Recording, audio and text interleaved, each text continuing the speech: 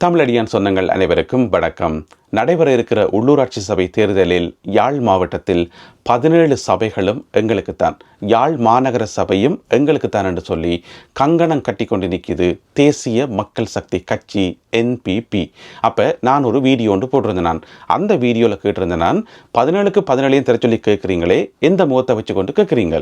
அதில் இன்னும் சில விஷயங்களை விரிவாக சொல்லியிருந்தேன். நாடே உங்களோட கையில் தான் இருக்குது, ஜனாதிபதியும் நீங்கள் தான், பிரதமரும் நீங்கள் தான், பாராளுமன்றத்தில் பெரும்பான்மையும் நீங்கள் தான், ஆக மொத்தத்தில் முழு நாடுமே உங்களோட கையில் தான் இருக்குது. இவ்வளவு அதிகாரங்களையும் வச்சுக்கொண்டு இங்கால செய்ய வேண்டிய வேலைகள் கொஞ்சம் இருக்குது. அந்த வேலைகளை நீங்கள் இன்னும் செய்து முடிக்கல. எனவே இவ்வளவு அதிகாரங்களை வச்சுக்கொண்டு அந்த வேலைகளை செய்யாத நீங்கள் பிறகு பிரதேச சபைகளையும் கைப்பற்றி மாநகர சபையையும் கைப்பற்றி அப்படி என்னதான் செய்ய போறீங்கள் என்ற ஒரு கேள்வி ஒன்று கேட்டிருந்தேன்.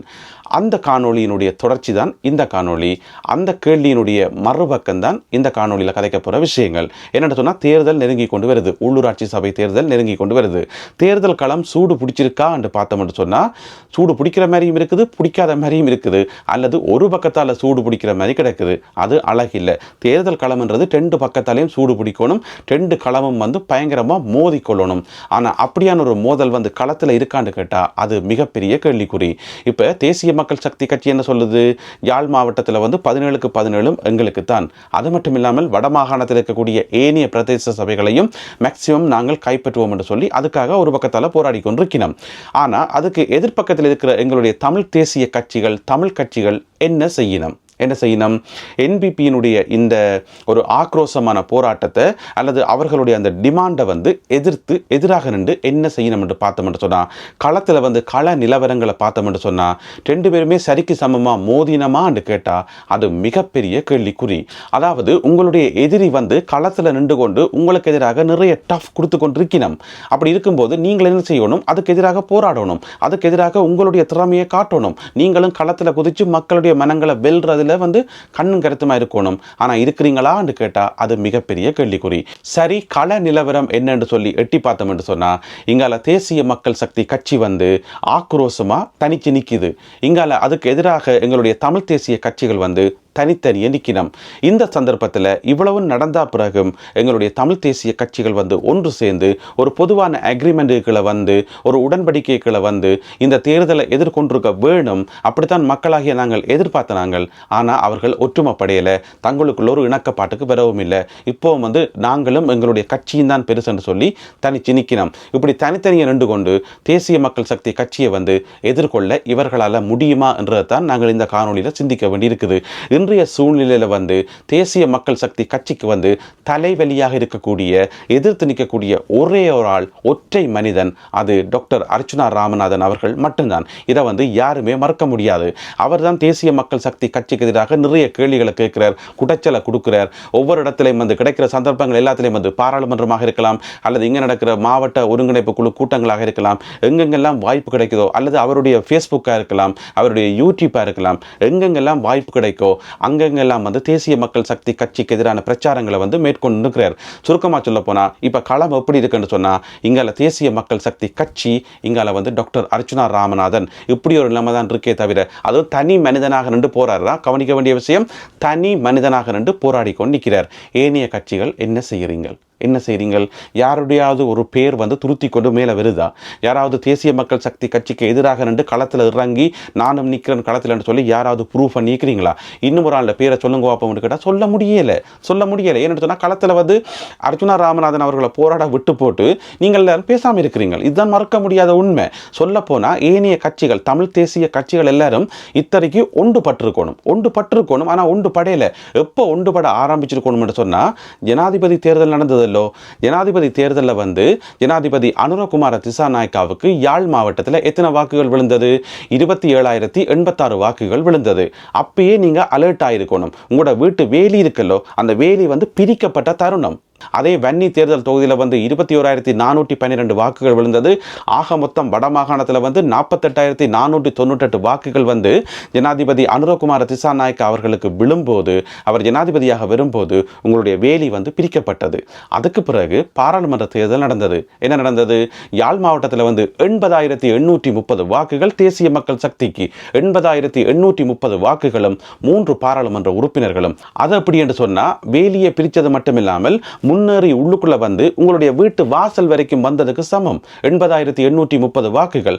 அது மட்டும் இல்லாமல் வன்னி தேர்தல் தொகுதியில் 39,894 வாக்குகள், 2 பாராளுமன்ற உறுப்பினர்கள். ரெண்டையும் கூட்டி பார்த்தோம் சொன்னா வடமாகாணத்தில் 1,20,724 வாக்குகள், 1,20,724 வாக்குகள், 5 பாராளுமன்ற உறுப்பினர்கள். தேசிய மக்கள் சக்தி கட்சிக்கு அது தேசிய மக்கள் சக்தி கட்சியே எதிர்பார்க்காத ஒரு வெற்றி. தென்னிலங்கையில் இருக்கக்கூடிய ஏனைய கட்சிகளுக்கெல்லாம் ஒரே வைத்தறிச்சல், எப்படி இந்த கட்சி போயிட்டு வடமாகாணத்தில் தமிழ் மக்கள் மத்தியில் இவ்வளவு வாக்குகளை பெற்று என்று சொல்லி. தானே, அப்ப நீங்க அலர்ட் ஆயிருக்கணுமா இல்லையா? உங்களுடைய எதிரி வந்து வேலியை பிரிச்சு கொண்டு உங்களுடைய வீட்டு முற்றம் வரைக்கும் வந்துவிட்டான். இதுக்கு பிறகு நீங்க அலர்ட் ஆகாம கூட பாடல இருக்கலாமா? தனித்தனியா பிரிஞ்சு போய் இருக்கலாமா? எங்கட கட்சி தான் முக்கியம், எங்கட தலைமத்துவம் தான் முக்கியம் என்று.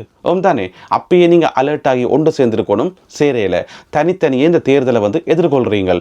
இந்த தேர்தலில் 17க்கு 17 தாங்கோன்னு சொல்லி அட்டம் பிடிச்சு கொண்டிருக்குது தேசிய மக்கள் சக்தி கட்சி. தேசிய மக்கள் சக்தி கட்சியை வந்து இந்த தேர்தல் களத்தில் வீழ்த்துறதுக்கு இந்த தமிழ் தேசிய கட்சிகள் வகுத்திருக்கிற கொள்கை என்ன, கோட்பாடு என்ன, மூலோபாயங்கள் என்ன, தந்திரோபாயங்கள் என்ன? டாக்டர் அர்ச்சுனா ராமநாதன் அவர்கள் தனிய களத்தில் நின்று தன்னால் எவ்வளவு முடியுமோ ஏன்னு சொன்னால் ஒரு மனுஷனுக்கு வந்து ஒரு கெப்பாசிட்டி இருக்குது, ஒரு அளவு இருக்குது, லிமிட் இருக்குது. அது வரைக்கும் தான் போராட முடியும், அதை தாண்டியெல்லாம் போராட முடியாது. எனவே டாக்டர் அர்ச்சுனா ராமநாதன் அவர்கள் களத்தில் நின்று தனியொரு மனிதனாக நின்று தன்னால் முடிஞ்ச வரைக்கும் போராடுறார். என்பிபி கட்சியை சேர்ந்த பாராளுமன்ற உறுப்பினர்களை வந்து விமர்சிக்கிறார். அவர்கள் வந்து மக்களுக்கு வந்து சரியான சேவைகள் செய்யலைன்றதை சுட்டி காட்டுறார். அவர்களுடைய இயலாமைகளை வந்து எடுத்து சொல்றார். நக்கலா சொல்றாரோ, நையாண்டியா சொல்றாரோ, கேலியா சொல்றாரோ, இன்னமோ சொல்றார் தானே. பாராளுமன்றத்தில் வச்சு இவர்கள் வந்து கத்தரி தோட்டத்து வெரளிகள் என்று ஒரு வசனத்தை சொன்னவர். எங்க ஏனைய தமிழ் கட்சிகளை சேர்ந்த தலைவர்கள் வந்து என்ன சொன்னவே, எதிரியை பார்த்து ஏதாவது சொல்லணும், ஏதாவது ஒரு வேர்டை வந்து பாப்புலர் ஆக்கி விடணும், தமிழ் மக்கள் மத்தியில் வந்து ட்ரெண்ட் பண்ணி விடணும். அப்பதான் அது அரசியலில் வந்து சூடு பிடிக்கும். உங்களுக்கு கத்தரி தோட்டத்து வெரளிகள் என்று சொல்லி டிஸ்கிரைப் பண்றதுக்கு மனம் பெரியல் என்று சொன்னா வேறொரு வார்த்தையை சொல்லுங்க. உங்களுடைய எதிரியை பற்றி மக்களுக்கு வந்து அம்பலப்படுத்துங்க. இவர் இப்படி செய்யணும், இப்படி செய்யல, என்ன சொல்லுங்க. ஒன்றுமே சொல்லாம பேசாம இருந்தா எப்படி தேர்தல் களம் வந்து சூடு பிடிக்கும்? எப்படி பிடிக்கும்? எனக்கு தெரிஞ்சு இந்த தேர்தல் களத்தில் வந்து எங்களுடைய தமிழ் தேசிய கட்சிகள் வந்து வகுத்து வச்சுக்கிற ஒரே ஒரு கொள்கை, ஒரே ஒரு ராஜதந்திரம் என்னன்னு சொன்னா அது தேசிய மக்கள் சக்தி கட்சிக்கு எதிராக இருக்கக்கூடிய எதிர்ப்பலை இருக்குத்தானே, எதிர்ப்பலை, ஆன்டி இன்கம்பன்சி என்று சொல்லி சொல்றது. அந்த எதிர்ப்பலையை தான் நம்பிக்கொண்டிருக்கணும். அதை நம்பிக்கொண்டு அதில் தான் முதலீடு செய்து வச்சிருக்கணும். அதாவது வந்து தேசிய மக்கள் சக்திக்குரிய செல்வாக்கு எப்படியும் குறையும், ஜனாதிபதிக்குரிய செல்வாக்கு எப்படியும் குறையும். இவையில் எங்கேயாவது இடத்துல அடி வாங்குவினம், பொருளாதார ரீதியாக பின்னுக்கு போகும், நாடு வந்து வங்குரோத்தா போகும். அப்படி போகும்போது மக்களுக்கு எங்களுக்கு வாக்களிப்பினம் தானே, அந்த வாக்குகளை இப்போ எங்களுக்கு வந்து விழுந்தானே என்று போட்டு பேசாம இருக்கணும். இதை வந்து இன்னும் ஒரு வகையில் சொல்ல போனா யாருமே கோவிக்க வேண்டாம், சுத்த சோம்பேறித்தனம்.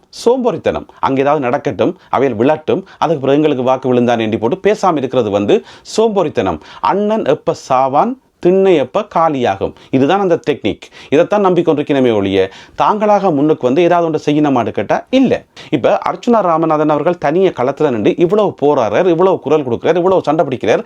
எல்லாமே வந்து தன்னுடைய உயிரை பணையம் வச்சு சொல்ல போனா அவருக்கு என்ன பாதுகாப்பு இருக்கு? அவருக்கு ஏதாவது உத்தரவாதம் இருக்கா? இல்லை. யாராவது பாதுகாப்பு உத்தரவாதம் கொடுத்திருக்கணுமா? இல்லை. அவ்வளோத்தையும் வச்சுக்கொண்டு தனி மனிதனாக என்று போராடுறார்.